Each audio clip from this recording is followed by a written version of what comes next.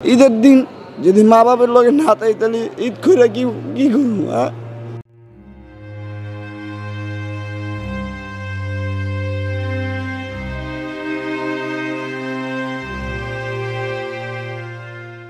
২৪ জুলাই আন্দোলনের পর কেউ কেউ যখন নিজেদের আখের গোছাতে ব্যস্ত, তখন পুলিশের গুলিতে আহত হওয়া অনেক বীর যোদ্ধাদের নেই ঈদ আনন্দ।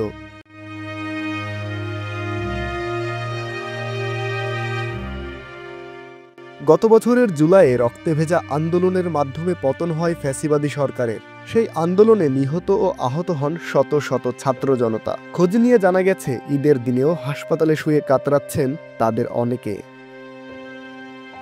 এই যে স্মৃতিটা মনে পড়বে 26 আগস্ট, সেদিনকে অনেক ভয়াবহ দিন যাচ্ছে আমার। সেদিনকার ঘটনাটা প্রতিদিনই কাঁদায়, প্রতিদিন রাইতে ঘুমাইতে পারি না, পায়ের যন্ত্রণায়, পায়ের ব্যথা হইলে এনকার কথা মনে পড়ে, এনকার গুলির কথাটা মনে পড়ে। কিসের জন্য যে আমি দেখতে দিলাম আর কিসের জন্য আহত হইলাম। আর এক পর্যায়ে ভালো লাগে যে দিয়েছি যে মিশনে তারা নাম ছিল সরে সারে খেদানোর লেগা, সেটা সফলতা হয়েছে। এটার জন্য খুশি, কিন্তু এমন অনেক দুঃখ লাগে যে মা বাপ ছাড়া ঈদ পালন করবো, এটাকে আমি কাটামো, অনেক কষ্ট। সবাই নতুন জামা কাপড় পরে ঘুরতে পারবো, আটতে পারবো, মা বাবার লোক এক জায়গায় দিতে পারবো, আমরা দিতে পারবো না। এটা লাঙ্গ কষ্ট। সরকারের তো সবসময় সবাই করে চিকিৎসাটা ভালো মতো করুক, তাড়াতাড়ি চিকিৎসা দিয়ে যার যার বাড়ি পাড়ায় দেখ। এছাড়া এমনও আহত ব্যক্তি আছে যে চার দেয়ালে বন্দী হয়ে ভাবছেন পরিবারের কথা। টাকার অভাবে সন্তানদের কিনে দিতে পারেননি নতুন পোশাক, এমনকি ভালো মানের খাবার জোগাড় করতে পারছেন না নিজের চিকিৎসার খরচটুকু। আমার ঈদের কথা বলতেছেন, আমার ছোট্ট একটা পরিবার। ঈদ সাজনে আসতো 2 সিজনে, রোজার এমন কুরবানির ঈদে আমাকে বেতন, ওভার টাইম, বোনাস খুব ভালোভাবে দিত। এটা হইলো আমার পূর্বের এই 24 বছরের কাহিনী।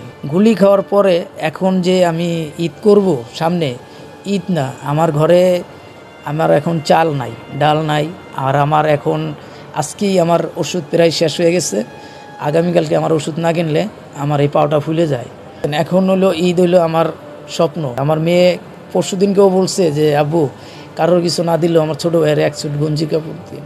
ঠিক আছে, এখন আমি এই গঞ্জির কাপড় কোথার থেকে যে আসবো, কিভাবে ঈদ করবো, এর নিয়ে আমি কোনো কিছুই বুঝতে পারতেছি না।